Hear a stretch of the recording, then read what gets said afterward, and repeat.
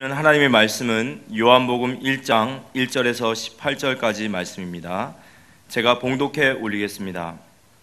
태초에 말씀이 계시니라. 이 말씀이 하나님과 함께 계셨으니 이 말씀은 곧 하나님이시니라. 그가 태초에 하나님과 함께 계셨고 만물이 그로 말미암아 지은 바 되었으니 지은 것이 하나도 그가 없이는 된 것이 없느니라. 그 안에 생명이 있었으니 이 생명은 사람들의 빛이라. 빛이 어둠에 비치되 어둠이 깨달지 못하더라. 하나님께로부터 보내심을 받은 사람이 있으니 그의 이름은 요한이라. 그가 증언하러 왔으니 곧 빛에 대하여 증언하고 모든 사람이 자기로 말미암아 믿게 하려 함이라. 그는 이 빛이 아니요 이 빛에 대하여 증언하러 온 자라. 참빛 곧 세상에 와서 각 사람에게 비추는 빛이 있었나니 그가 세상에 계셨으며 세상은 그로 말미암아 지은 바 되었으되 세상이 그를 알지 못하였고 자기 땅에 오매 자기 백성이 영접하지 아니하였으나 영접하는 자 곧 그 이름을 믿는 자들에게는 하나님의 자녀가 되는 권세를 주셨으니 이는 혈통으로나 육정으로나 사람의 뜻으로 나지 아니하고 오직 하나님께로부터 난 자들이니라. 말씀이 육신이 되어 우리 가운데 거하심에 우리가 그의 영광을 보니 아버지의 독생자의 영광이요 은혜와 진리가 충만하더라. 요한이 그에 대하여 증언하여 외쳐 이르되 내가 전에 말하기를 내 뒤에 오시는 이가 나보다 앞선 것은 나보다 먼저 계심이라 한 것이 이 사람을 가리킴이라 하니라. 우리가 다 그의 충만한 데서 받으니 은혜 위에 은혜로라. 율법은 모세로 말미암아 주어진 것이요 은혜와 진리는 예수 그리스도로 말미암아 온 것이라. 본래 하나님을 본 사람은 없으되 아버지 품속에 있는 독생하신 하나님이 나타나셨느니라. 전에 찬송가에 있었는데 한 20년 전에 찬송 성경이 바뀌면서 없어진 찬송이 있어요. 그게 참 좋은 찬송인데 오늘 빛과 어두움에 대해서 말씀을 생각하기 때문에 자막을 좀 띄워주시고요. 온 세상이 어두컴컴하나 1절 2절 부르겠습니다.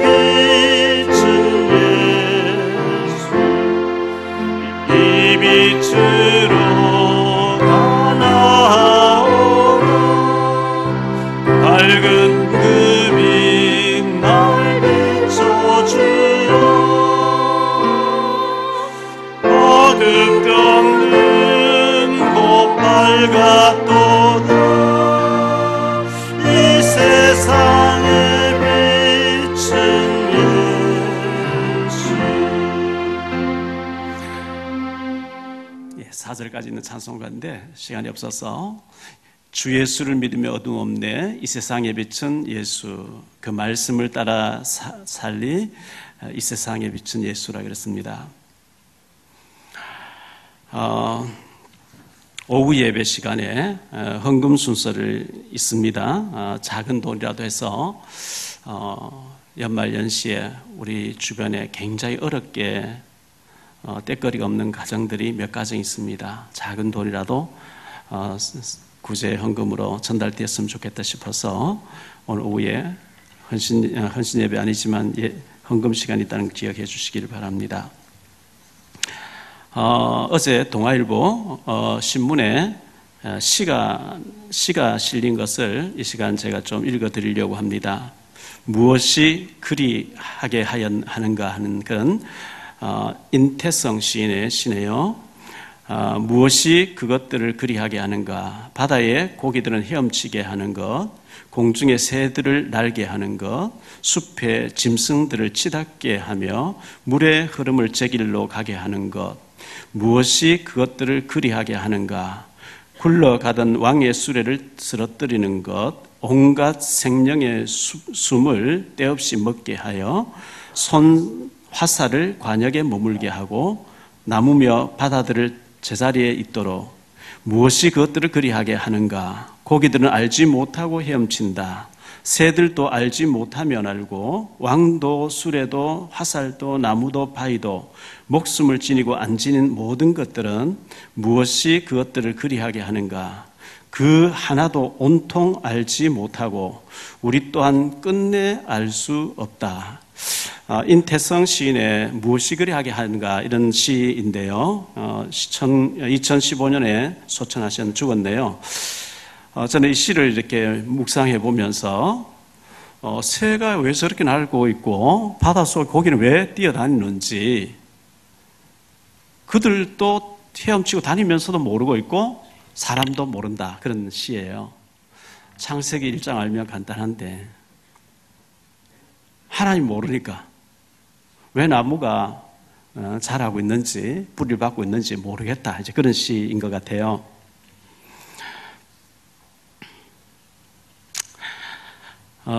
목사님 5분이 미자리교회 오셨다가 이번 주 합숙훈련 받으면서 너무 감격해서 고마워하는 모습들 온갖 것 다 해봤는데 안 됐는데 이제 제대로 이제 답을 찾은 것 같다고 사모님도 보내고 자녀들도 보낼 수 있도록 도와달라 뭐 이렇게 하는 것을 보면서 그게 잠시 충격이 아니고 진짜로 충격이 돼서 돌아와서 지속한다면 사는 길이 있겠죠.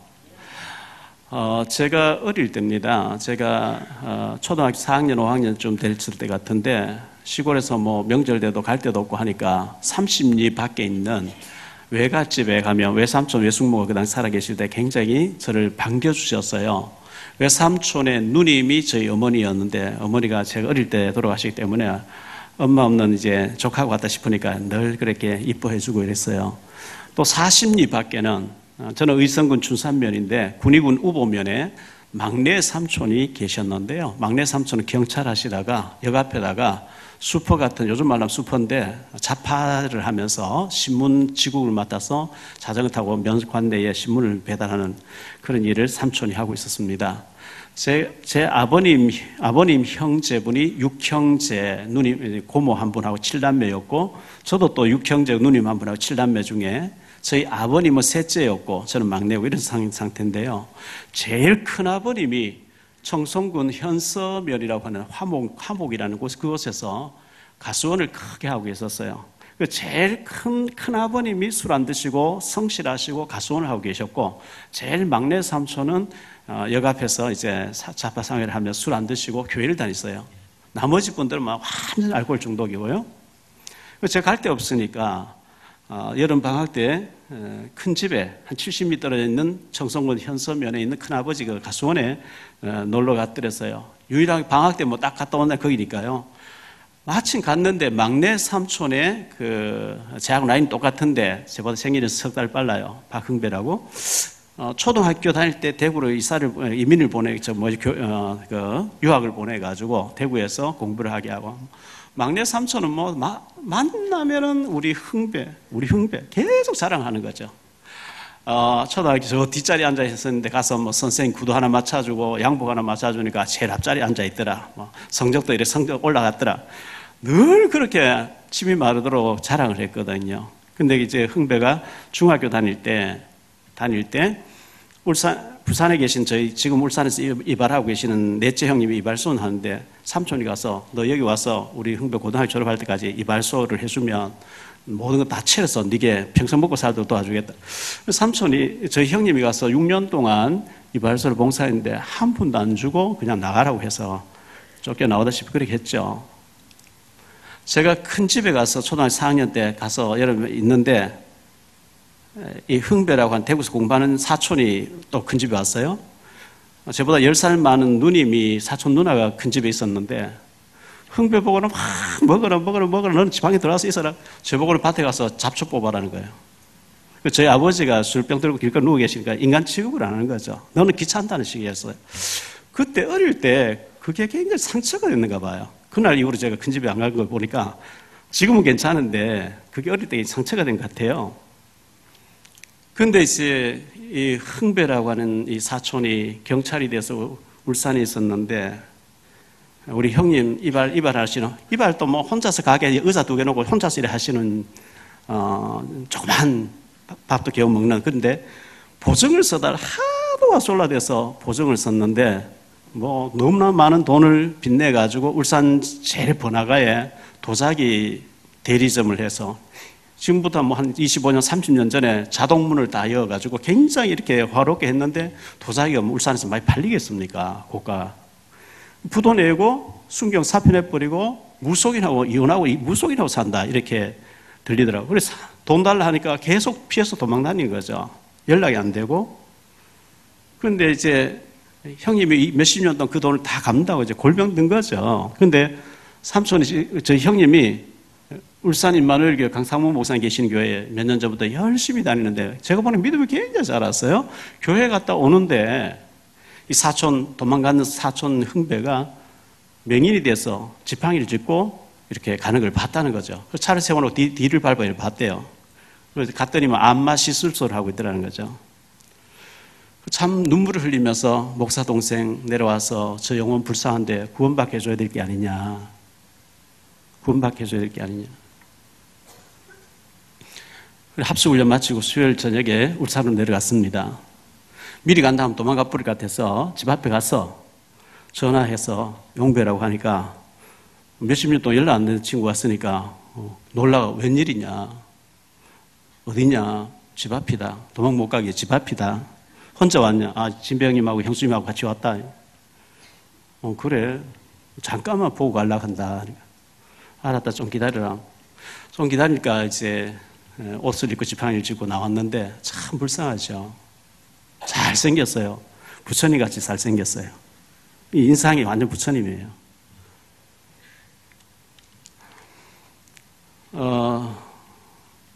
저 같으면 이가 갈릴 텐데 우리 울산에 계신 형님과 형수님이 그 친구를 끌어안고 막 우시는 거예요. 자네가 우리인데 이렇게 많은 손해를 끼치고 그걸 지금까지 며칠 동안 안다고 이렇게 고생하고 있지만 이렇게 비참하게 되실 줄 몰랐다 하면서 오늘 내 동생 용배를 데리고 온 것은 자네가 예수 믿고 구원받아야 된다. 네가 하나님 떠나서 이런 저주가 왔다. 이런 얘기를 하면서 막 우시는 거예요. 그래서 제가 이제 복음을 쭉 전했어요.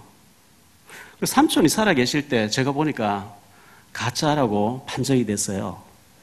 평생을 삼촌은 너무너무 말 잘해요. 숙모인도 마찬가지고. 교인들 걱정해주는 척, 형제지간에 우리 집안에 걱정해주는 척 하면서 자꾸 이간질해요. 누구 걱정해주는 척 하면서 이간해서 붙여요. 싸우게 해요.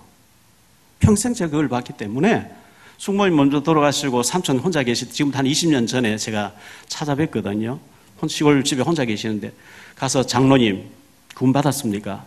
안 돼 있어요. 오늘 좀 친구가 못 간대요. 그래 이제 정확한 복음을 전하니까 무릎 꿇고 예수님 구주로 영접하면서 많이 우시고 이렇게 하셨는데 그래 천국 갔거든요. 제가 이 친구 보고 아버님은 장로님이셨는데 권사님이셨는데 장로 아들이 지금 나이에 경찰 간부 돼서 이쁜 손주를 보면서 인생을 즐기고 누려야 될 시간표에 가정 깨지고 이 단칸방 골방에다가 지팡이 짚고 눈이 안 보이게 돼서 지금 뭐 하는 짓이냐고 막 얘기하는데 이제 충격되겠죠. 울기 막 눈물을 흘리는 거죠. 그래 이런저런 얘기를 한 2시간 했는데요. 이제 본인 얘기를 좀 들어보자 이랬더니 지금 너무 충격이 돼서 말이 안 나온다고 하면서 제가 어릴 때 시골 그 옆집에 우리 아버지 바로 위에 큰 집이 있었는데 그 큰 집에 형이 박수배였어요. 박수배. 전 배자 돌림이거든요. 동장이었어요. 동장이었는데 동민들 도장 받아가서 이름해서 농협 돈 타내가지고 다 써버려가지고 시골에 남의 도장 가지고 돈 뺏었으니까 난리 날 거 아니에요.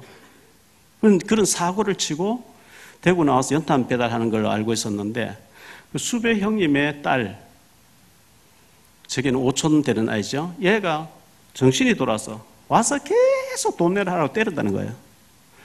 하도 그러니까 주민들이 신고해 경찰에 갔는데 얘도 경찰 출신이니까 경찰이 고소하면 집어넣겠다는데 차마 사촌 형의 딸인데 5촌 조카인데 저 돌아온 날을 내가 집어넣어서 되겠냐. 그 걔를 피해서 계속 이사를 다니고 하는데 걔 때문에 뇌졸중도 오고 뭐 뇌경색도 오고 뭐도 오고 지금 막 여러 가지 왔다는 거예요. 중풍도 막 왔다는 거예요. 걔 때문에 되게 충격받았고 오늘 생각지도 못한 용배가 와서 너무 충격적인 얘기가 또 충격이 됐다고 숨을 못 쉬는 거예요.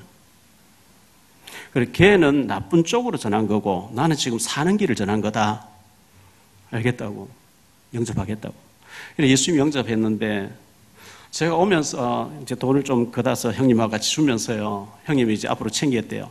네가 예수님 영접하고 구원받은 것 때문에 내가 빚 대신 갖고 몇십 년씩 힘들었던 거 다 용서가 되고 내가 앞으로는 계속 물질적으로 너를 도우면서 교회로 인도하겠다. 형님이 그러고 울면서 그래 하시더라고요. 참 감사한 거죠.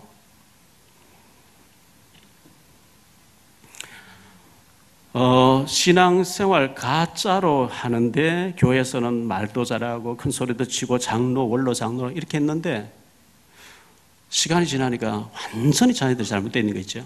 그 나머지 또 두 자녀 얘기할 시간이 없고요.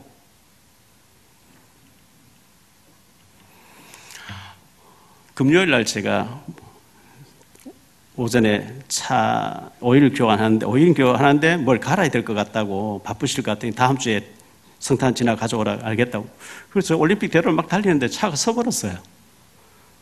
딱 뭐 서버리니까 이게 먹히지 않으니까 괜히 차가 오고 이랬는데 제가 한 1년 반 전쯤에 8년 좀 지난 58,000km 된 차를 2천만 원에 사왔잖아요. 사왔는데 지금 한 14만 몇천 15만 가까이 돼가요.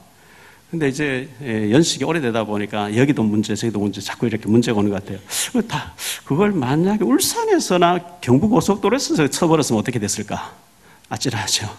참 하나님이 그래도 서울에서 올림픽대로에서 그래서 다행이다 할 생각도 하고 이랬는데요. 참 감사한 일이고요. 편지가 몇 통 왔어요. 얼마 전에 구치소에서 영접하신 분이 편지를 와서 목사님 진심으로 감사드리고 제가 잘못 살아서 고 민규령 집사님 위시에서 9가정이 이렇게 희생을 됐는데 제가 참회하면서 회개하면서 여기서 하나님을 찾고 회개하고 있는데 고 민규령 집사님의 가족들이 나오신다 하니까 목사님 특별히 사랑해 주시고 그 가정들을 위해서 나머지 8가정을 위해서도 기도를 많이 좀 해달라고 평생을 내가 나오면 참회하면서 살겠다고 이제 회개하는 그런 편지를 써와서 감사드리고 또 위로를 드리고요. 편지가 왔는데 이걸 제가 얘기해 줘야 되냐 말아야 되냐 고민을 하다가 그래 얘기하자 이렇게 생각해서 얘기합니다. 자기 신분을 안 밝히고 연희동에 사는 사람이라 하면서 지금 신천지가 너무너무 부흥하고 있는데 왜 우리 교회는 부흥하지 않냐 그 얘기를 하면서 동아일보에 조선일보에 신천지는 막 너무너무 부흥한다고 신문에 대서특필을 하지 않았냐. 동아일보 조선일보 저는 매일 받아보는 신문인데요. 거기에 부흥한다고 나온 게 아니고 신천지에서 광고를 많이 낸 겁니다. 돈을 주고 광고를 낸 거예요. 취재해 준 게 아니고 광고를 낸 거예요. 광고는 돈만 많이 주면 크게 내줍니다. 그리고 한기총에 하는 행태를 보니까 틀렸다. 지금 신천지에서는 한기총 폐지, CBS 폐지 막 이러면서 대모하고 있거든요. 제가 이 편지를 받으면서 이게 과연 우리 성도가 썼겠냐. 신천지 사람이 성도인 척하고 쓴 게 아니겠냐. 그렇다면 읽을 필요도 없고 소개할 필요도 없는데 혹시나 우리 교인이라면 자꾸 요구를 하니까 해달라고, 공개적으로 얘기해달라 하니까 얘기하는 건데요. 그분의 편지 내용이 신천지가 좋다고 나도 거기 가서 공부하고 싶다 뭐 그런 내용이에요. 가보세요. 어떤지. 우리가 한 번 살다 가는 인생인데요. 사이비 적그리스도 틀린 것에 생을 들어버렸다. 자손들 3, 4대가 망한다고 돼 있어요. 우리 삼촌이 제가 볼 때 가짜 예수 믿었는데요. 자녀들이 다 망했는 거죠. 어느 정도 망했냐? 삼손이 눈이 뽑히듯이 유다의 마지막 왕이 시드기가 눈이 뽑혀서 끌려가듯이 완전히 망가져 있어요. 최근에 통일교 목사님이 저를 만나자 해서 우리 교회 와서 예배 드리고 식사하면서 제가 복음 전하고 하니까요. 안 들어가는 거 있죠.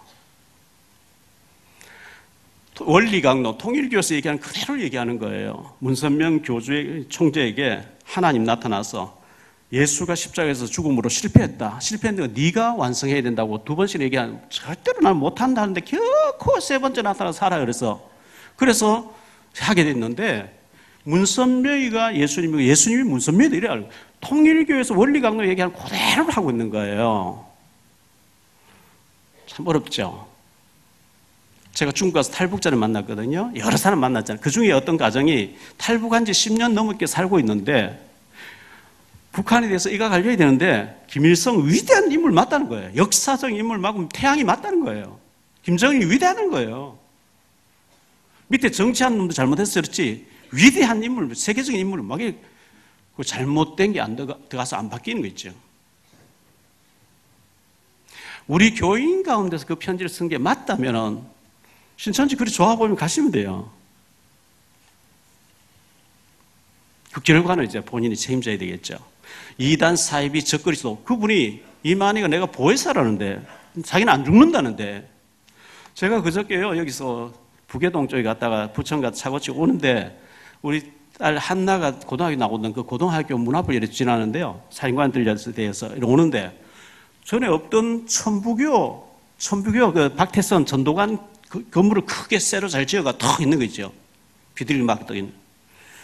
야, 박태선 주고 천부교 다 없어졌는 줄 알았는데 지금도 아직도 이 잔재들이 남아가지고 이 교회를 새로 지어가지고 모이고 있구나 싶은 거예요. 박태선이 하나님이라고 그랬어요. 한때 문선명이 하나님 많이 따라갔어요. 참 부모라 그러죠. 한때 박태선 많이 따랐어요. 한때 영생교, JMS, 지금 안상홍을 하나님에다가 그 죽으니까 장길자가 어머니 하나님이라 따르고 있죠. 이만희 신천지 마찬가지입니다.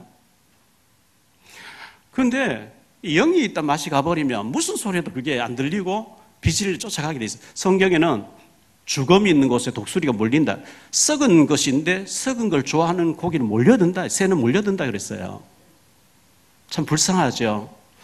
인류 역사상 2018년 전에 우리를 구원하러 오신 예수 그리스도 외에는 갈라디아 1장에 다른 복음 전하면 저주를 받는다 그랬어요. 예수 그리스도만이 참 구주신 줄 믿습니다. 그 누구도 그리스도 아닙니다. 또 어떤 분이 목사님 우리 교회 다단계를 지금 여러 명 하고 있는 거 아십니까? 다단계 어떻게 생각합니까? 자꾸 질문을 해요. 할까 말까 얘기하다 합니다. 하지 마세요. 한마디로 하지 마세요. 누구라 하면 여러분 바로 알 수 있는 우리 교회와 설교했던 언론인 부인이 그 기피했습니다. 헤드까지 올라갔습니다. 한 달에 2천만 3천만 원을 벌었습니다. 다른 PD도 나도 때려치고 PD 때려치고 저거 해야 되겠다. 제가 말려서 집사님 좀 기다리라고. 아니다고. 두고 봐라고. 아니나 몇 년 가다가 몇 억을 부도맞아 지금 헤어나지를 못하고 있어요. 두 달 전에 합숙을 연한데 대구에 있던 탈북자가 합숙 받으러 왔어요. 우리 교회에 딱 대구 내려간 자매예요. 가더니만 한 달 전에 전화 왔어요. 목사님 교회 예배 드리러 오겠다고. 전화로 얘기를, 전화로 할 얘기 아닙니다. 만나서 얘기해야 됩니다. 시간이 아침 KTX 타고 왔어요. 여기 마치고 여기 예배 참석하고 송도로 가면 차 안에서 얘기했어요. 목사님 저 신학교 가야 되겠습니다. 그래 가면 좋지. 이런저런 얘기했어요. 그래서 너무 이제 막 울면서 진지하게 얘기하길래 송도에서 제가 설교하고 10분간 간증을 하라 했는데 간증을 하는 가운데 빚이 몇 천만 원 있다는 거예요. 아니 여자가 혼자 살면서 열심히 회사 다니고 돈을 좀 모아야지 왜 빚있냐 하니까 다단계 해가지고 빚을 아무리 가려고 하면 안 된다는 거예요. 그 지금 그런 사명자를 대구 하나교회에서 보내달라, 신학생 보내달라 하는데 몇 군데 하는데 처음에 보내려고 했는데 다단계에서 빚이 몇 천몇, 그러니까 전부 노 하는 거예요. 앞에서는 낫는 것 같이 합니다. 저는 그거 하다 망한 사람 너무 많이 봤는데 가능하면 그거 꼭 해야 되겠다. 교인들 상대로 하지 말고 바깥에서 하세요. 교회에 와서 많은 사람 피해를 끼치는 일은 안 했으면 좋겠습니다. 가능하면 안 하고 다른 걸 하세요. 제가 볼 때는 굉장히 안 좋은 일입니다. 그래서 질문을 자꾸 하기 때문에 한 얘기고요. 또 어떤 분이 돈을 자꾸 빌리는데 안 갚는데요. 갚을 능력 없으면 안 빌려야 됩니다. 우리가 너무 소중한 사람인데 빚을 받고 구원받았는데 체질이 옛날 체질이라서 그런 데서 허우적거리면서 못 살아나오니까 구원하면 죽어서 천국은 가겠지만 이 땅에서 자꾸 실패하는 길을 가는 거예요. 그거 안 되는 거거든요. 너무 안타까운 거거든요. 그래서 좀 말씀드립니다. 자, 서론 부분에서 세 종류의 사람이 있는데요. 크게는 두 가지, 적게는 세 가지 있는데 이 땅에 사는 모든 사람이 구원 못 받은 자가 있습니다. 불신자라 그러죠. 다른 종교를 아무리 가지고 있어도 예수 안 믿는 불신자는 죽으면 지옥 가야 됩니다. 이 땅에 사는 동안에 운명 사주팔자 귀신법을 섬겨야 됩니다. 두 번째, 구원을 받았어요. 예수 믿고 구원 받았어요. 구원 받은 사람 중에 두 종류의 사람이 있어요. 구원은 받았는데 예수님이 주인이 아니야. 내가 주인이라. 일이 잘 안 될 때 교회 와서 예수님을 위안 삼아서 조금 기도하고 마음이 평안하다 이렇게 하고 예수는 참고하고 내가 내 인생의 주인이에요. 내 가정의 주인이에요. 예수님 주인이 아니 손님처럼. 성경에 아브라함 조카 창세기 19장에 나오는 롯이 그런 사람이었어요. 엘리사 열왕기하 5장 1절로 27절에 엘리사의 종 게하시가 그런 사람이었어요. 이삭의 아들 에서가 그런 사람이었어요. 구원은 받았어요. 구원은 받았는데 믿음으로 안 살아요. 구원은 받아놓고 지 마음대로 살아요. 그 결과 그와 그 자녀들이 망했다는 게 성경에 기록되어 있습니다. 세 번째, 내가 죽고 내 속에 그리스도만 모시고 사는 오직에 답이 난 성령 충만한 사람이 있어요. 이 단계로 가야 됩니다. 내가 내 계획 세운 것보다 나를 향하신 하나님의 계획이 위대할 줄을 믿습니다. 이사야 55장 8절 9절에 하늘이 땅보다 높은 것 같이 너의 인생 네 계획보다 하나님이 너를 향한 내 계획이 더 크다 그랬거든요. 먼저 생각할 말씀 어두움인데요. 어두움. 창세기 1장 2절에 보면 흑암이란 말이 나오죠. 땅이 혼돈하고 공허하며 흑암 가운데 있더라 그랬어요. 공허, 혼돈, 흑암. 파스칼이라는 철학자는 얘기했죠. 우리 심장에, 우리 영혼 속에 하나님으로만 채워지는 공간이 있대요. 이 복음이 아니면 아무리 세상을 가져도 안 채워진다는 거예요. 어린 아기가 엄마 품에 있으면 좋은데 엄마가 없는 가운데 장난감 주고 아무리 맛있는 과자를 줘도 안 채워지는 거예요. 그래서 하나님 못 만난 사람들이 유명한 연예인 됐는데 왜 마약하다 자살해서 죽습니까? 안 채워져서. 혼돈, 공허. 자꾸 공허한 거예요. 그리고 어두움으로 몰아간대요. 모든 신학자들은 창세기 1장 2절 흑암을 타락한 천사 사단이라고 이렇게 얘기합니다. 이 사단에 잡혀있는 사람은 12가지 상태로 살다 죽죠. 첫 번째가 창세기 3장 4절 5절 나 중심으로 선악을 따먹으면 내가 하나님처럼 될 것이다. 그리고 보암직, 먹음직, 탐스러운 걸 쫓아다닙니다. 저거 참 먹음직하네. 저거 하면 돈 많이 벌겠네. 저거 대단해. 보암직, 먹음직, 탐스러운 것. 창세기 6장 네피림에 잡혀버립니다. 사단이가 완전 장악돼 버립니다. 그리고 육신적으로만 살아갑니다. 쾌락, 즐거움. 창세기 11장 하나님 없는 성공합니다. 바벨탑을 하늘 꼭대기까지 쌓아서 우리 이름 내자. 언제 무너질 바벨탑인지 모르고 모래 위에 세운 바벨탑인데 막 쌓아나갑니다. 사도행전 13장 1절 12절에 무속을 끼고 삽니다. 사도행전 16장 18절에 점수를 끼고 삽니다. 참 이상하죠. 하나님 말씀 안 믿으면서 무당말 그런 거는 얼마나 잘 믿는지요. 창세기 19장에 우상을 갖다 놓고 삽니다. 눈에 보이게 내게 이런 우상이 없다 할지라도 어떤 사람 돈이 우상이에요. 그 우상에 완전히 맛이 갔어요. 이렇게 살 때 근본 문제 해결 안 되죠. 우상 문제, 정신 문제, 육신 문제, 내세 문제, 후대 문제 해결 안 된단 말이죠. 왜냐하니까 에베소 2장 1절 3절에 타락한 천사가 공중을 쫓겨나와서 이 세상 풍조를 가지고 우리를 조절해 하나님 모르게 해서 멸망으로 몰아간다 그랬고, 고린도후서 4장 4절 5절에 우리 영을 혼미케 해서 진짜 중요한 걸 안 붙잡고 엉뚱한 걸 붙잡도록, 그리고 이사야 6장 20절에 보면 흑암이 온 사람을 덮어버렸다 그래요. 여러분, 흑암이 덮여버리면요 빛이 안 보이는 거죠.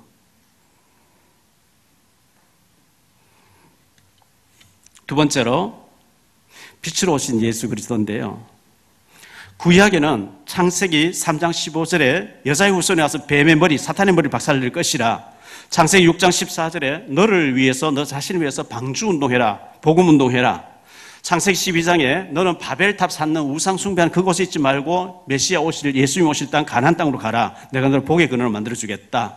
출애굽기 3장 18절에 희생제사 드리러 가야 저주에서 빠져나온다, 예배를 말하는 거죠. 출애굽기 12장 1절 36절에 피 바를 때 저주에서 빠져나왔습니다. 이사야 7장 14절에 보라 처녀가 잉태해서 아들을 낳을 그 이름을 임마누엘이라 하리라. 처녀의 몸을 빌려서 나시는 예수 그리스도를 붙잡을 때 하나님이 네 인생을 대신 살아준다 그랬고요. 신약의 복음의 흐름입니다. 마태복음 1장 21절 23절에 보라 처녀가 잉태해서 아들을 낳을 것이라 하는데 그분이 바로 지금 오신 예수님이다, 이렇게 고백하게 됐고요. 마태복음 16장 10절에 베드로는 주는 그리스도시요 살아계신 하나님의 아들이십니다 고백했습니다.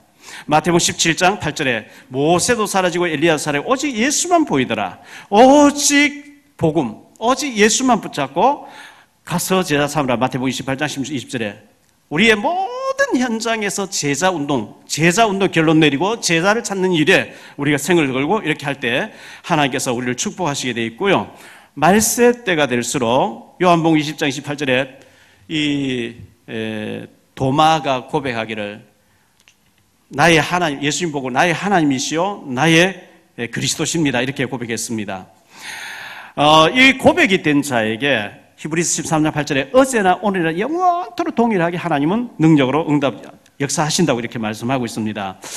마태복음 5장 14절 16절에 보면 너희는 세상의 빛이니 산 위에 있는 동네가 숨겨지지 못할 것이요 사람이 등불을 켜서 말 아래에 두지 아니하고 등경 위에 두나니 이러므로 집안 모든 사람에게 비치느니라. 이같이 너희 빛이 사람 앞에 비치게 하여 그들로 너희 착한 행실을 보고 하늘에 계신 너희 아버지께 영광을 돌리게 하라 그랬어요. 우리를 빛으로 불러냈대요, 하나님께서 어둠에서. 제가 이 복음을 잘 모를 때 뭐든지 캄캄한 거예요. 앞으로 내가 군대 방위 받을지 현역 갈지 군대 문제 어떻게 하지, 내가 어떻게 살아야 되지, 계속 눌리는 거예요. 앞이 캄캄하니까. 우리가 빛이 없는 칠흑 같은 어두운 밤에 다니면 막 부딪히고 넘어지고 하겠죠. 왜? 캄캄하니까. 그런데 복음 알고 주님을 알고 이 복음을 계속 묵상하니까 내가 무엇하며 살아가야 되겠구나, 내가 앞으로 어떻게 살아야 되겠구나, 모든 미래까지 다 보여지는 영안이 열려지게 되기를 축원합니다.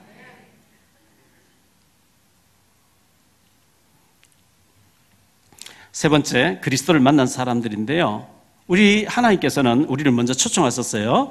이사야 1장 18절에 보니까 여호와께서 말씀하시되 오라 우리가 서로 변론하자. 너희 죄가 주홍 같을지라도 눈과 같이 이어질 것이요 진홍같이 붉을지라도 양털같이 되리라. 한번 와서 하나님하고 진지하게 한번 변론해보자는 거예요. 하나님께서 너희 죄가 막 쌓이고 진홍같이 붉을지라도 양털같이 희게 하겠다, 와서 한번 대화하자, 이렇게 말씀하셨고요. 이사야 55장 1절 이하에 보면 오라 우리 너희 목마른 자들아 물로 나오라, 돈 없는 자도 나오라, 너희는 와서 사 먹되 돈 없이 값없이 와서 포도주와 젖을 사라. 너희가 어찌하여 양식이 아닌 것을 위하여 은을 달아주며 배부르게 하지 못할 것을 위하여 수고하느냐. 내게 듣고 들을지어다. 그리하면 너희가 좋은 것을 먹을 것이며 너희 자신들이 기름진 것으로 즐거움을 얻으리라. 주님께 오라고 돈 없는 자도 와서 양식을 사가라 이렇게 말씀합니다. 에레미야 29장 11절 13절에 보면 여호와의 말씀이니라. 너희를 향하신 나의 생각을 내가 아나니 평안이요 재앙이 아니니라. 너희에게 미래와 희망을 주는 것이라. 너희가 내게 부르짖으며 내게 와서 기도하면 내가 너희 기도를 들을 것이요 너희가 온 마음으로 나를 찾으면 나를 구하면 나를 만날 것이요 내가 너희를 쉬게 하리라 이렇게 말씀하고 있습니다. 마태복음 11장 28절 수고하고 무거운 짐진 자들아 다 내게로 오라 내가 너희를 쉬게 하리라 이렇게 말씀하고 있는 거죠. 주님의 초청에 은혜의 보좌 앞에 깊이 나아가는 축복이 있게 되기를 바랍니다. 성경에는 예수님 만난 사람들에 대해서 많이 소개되고 있죠. 마가복음 2장 1절 12절에 보면 중풍병자가 들것에 실려와서 지붕을 뜯고 침상체 다른 데 내렸는데 예수님께서 그들의 믿음을 보시고 네 믿음이 네 죄사함을 받게 하였느니라 나아버렸어요. 마가복음 5장에 보면 군대 귀신 들린 사람이 옷을 벗고 소리치고 돌로 자기 몸을 상하고 있었는데 예수님 찾아오셔서 귀신 나가게 하니까 정신이 온전해서 데가볼리에서 예수님 전하는 사람 됐다 이렇게 말씀하고요. 마태복음 5장 25절 34절에 보면 12해를 혈루 피가 멈추지 않는 계속 피가 흐르는 여자가 예수님께 옷에 손만 대어 나을 줄 알고 손을 댔는데 병 근원이 말랐더라 이렇게 말씀하고 있습니다. 마가복음 10장 46절과 52절에 보면 소경 거지 바디메오 얘기 나옵니다. 소경이다 보니까 한국에도 소경 되는 분들 구걸 많이 하고 계시고 또 안마 하는 사람들이 그걸 하잖아요. 구걸하고 있었어요. 근데 예수님에 대한 소문을 들었대요. 사람들 많이 지나가요. 무슨 일인가 물어보니까 예수님 지나가신대요. 소리 지르시죠. 다윗의 자손 예수여 다윗아 소리 지르요. 주변 사람 조용히 해 시끄러워. 더욱 소리 질렀대요. 예수님 지나가시다가 발걸음 멈추시고 저 사람 불러라. 달려갔어요. 내가 네게 무엇 해주기를 원하고 네가 이렇게 소리 지르느냐. 주여 저는 보기를 원합니다. 내가 능히 이 일을 할 줄을 네가 믿느냐? 예 믿습니다. 그때 예수님께서 네 믿음이 너를 구원하였느니라. 눈이 열려버린 거 있죠. 요한복음 9장에 보면 소경 거지 얘기 나옵니다. 예수님 찾아왔습니다. 눈을 만져주셨습니다. 눈이 열렸습니다. 맹인으로 몇십 년을 살다가 예수님 만나가지고 기도받고 나아버렸어요. 눈 열렸어요. 눈 열린 사람이 맹인 하던 시대처럼 앉아서 맹인 흉내 내면서 한 번 좀 살릴 필요 없죠. 못 보다가 봤을 때 우리는 늘 보니까 보는 거에 대해 별로 감격이 없는데 못 보다가 본 사람은 얼마나 보이는 것에 감격할까요? 그 사람을 너는 절대로 전에 맹인을 했다가 예수님 만나고 났는데 예수님이 치료해 줬다는 거 말하지 말라? 입을 닫게 따라다니면서 입을 틀어막아도 안 틀어막아 적을 거예요. 가는 때마다 나는 맹인이었는데 예수님 만나고 눈이 열렸다. 나 보는 증거를 했을 거예요. 영적으로 봤을 때 영적으로 예수 만나기 전에 구원받기 전에 우리가 캄캄했어요. 운명사주팔자에 걸려가지고 왜 이런 인간에게 운명사주팔자가 오는지 왜 구슬해야 되는지 왜 이상한 날 방향 잡고 날 잡아야 되는지 왜 사람들은 이 점을 봐야 되는지 모르니까. 근데 예수님이 그 문제를 해결하셨다는 거예요. 예수님께서 이 땅에 오신 건 사단과 저주와 지옥 문제를 해결해버렸다는 거예요. 그런 예수를 만나고 난 뒤에 이 빛을 받아버렸는데 다시 옛날의 어두움 속에서 헤매고 있다. 말이 안 되잖아요. 애굽에서 노예 생활하다 출애굽 시켜줬어요.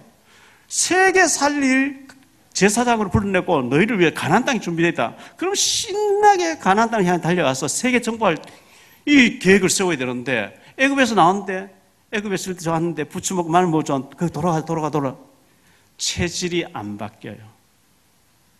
옛 체질이 안 바뀌는 거죠. 그래서 구원은 받아놓고 실패하는 겁니다.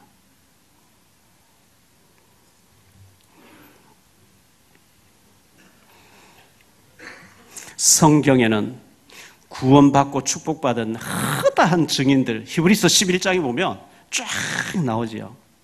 위인들, 믿음의 사람 쫙 나오지요. 히브리 13장 8절에 예수 그리스도는 어제나 오늘에 영원토록 믿는 자에게 똑같이 역사하신다고 했습니다.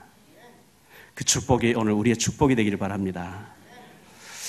결론적으로요, 예수님이 하나님이시잖아요. 그분이요, 우주 만물 창조하신 하나님이신데, 하나님이 인간을 하나님 형상대로 인격적으로 자유롭게 지었어요. 죄를 지을 때 죄를 짓지 못하는 물건으로 만들지 않고 로봇으로 만들지 않고 하나님 인격을 가시기 때문에 인격적으로 대화가 통하기를 원해서 자유롭게 주셨고, 타락한 천사 사탄이 있다는 표시로 선악과를 보여주면서 선 대신 하나님과 살아야 악이 된 마귀 따라가면 죽어 했는데 죽는 길 가버렸어요. 우리 조상 아담 하와가 하나님 필요 없다 하고 마귀 따라가는 그때부터 인간은 사단 마귀에게 장악을 됐고, 거기서 태어나는 모든 후손들은 원죄를 타고 나옵니다.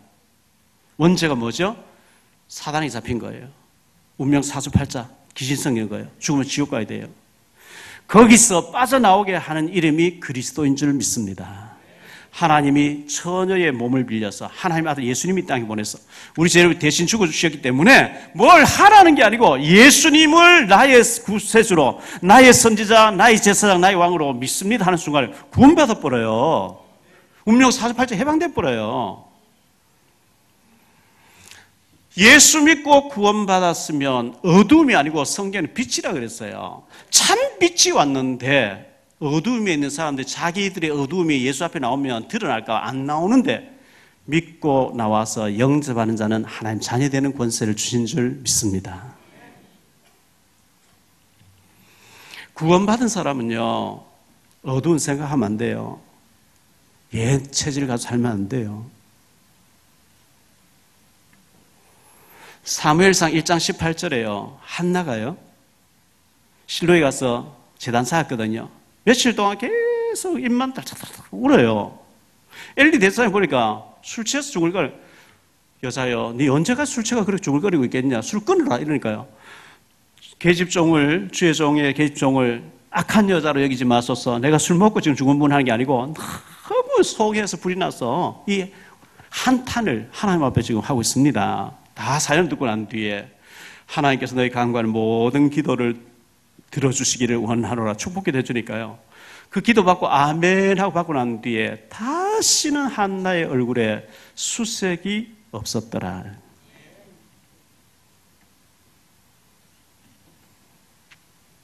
누가복음 24장 17절에 보면요, 엠마오 도상의 두 제자가 나오죠. 예수님을 3년 동안 따라다닌 제자들인데요, 예루살렘 엠마오로 가면서 둘이서 막 주고받는데, 예수님 부활하신 예수 옆에 왔어요. 자네들 주고받는 얘기가 뭐냐? 근심하는 빛으로 예수를 쳐다보면서, 당신이 보니까 예루살렘 사는 사람 같은데 최근에 일어나는 일을 홀로 모르고 뭔 일에 무슨 일인데 그러냐? 아, 나사렛 예수라고 한 위대한 선자가 있었는데 그거 죽어버렸다. 그래서 우리 가운데 여자들이 뭐 갔다 살아났다 한다. 또 얼굴에 수색, 근심빛, 슬픈 빛을 띠고 그랬거든요. 부활하신 예수님, 나의 문제 해결하러 오신 예수님을 인격적으로 안 만나고 머리로만 이해된 사람은 옛 체질로 살게 돼 있어요.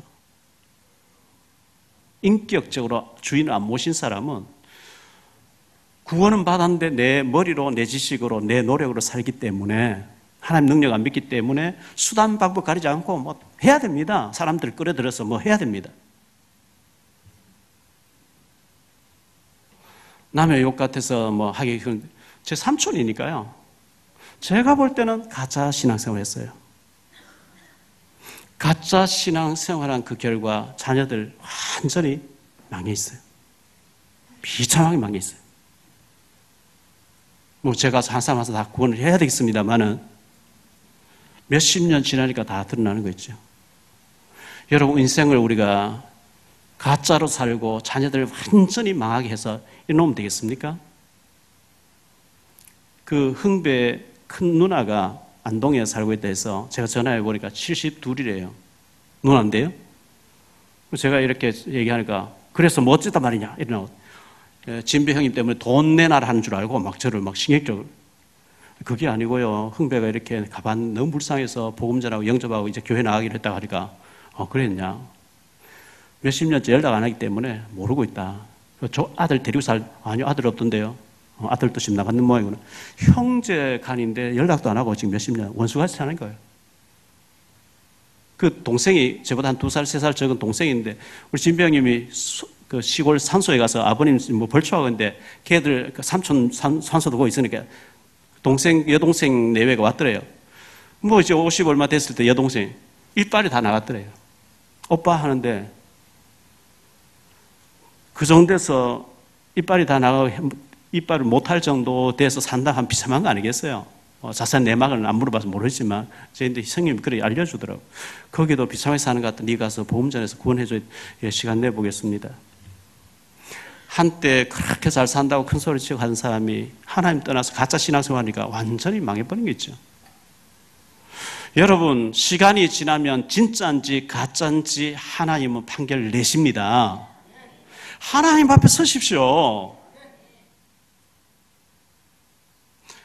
야곱이 아버지 이삭이 막 눈이 안 보이는데요. 아들이 있는데 축복기를 하더니 리브가가 말이죠.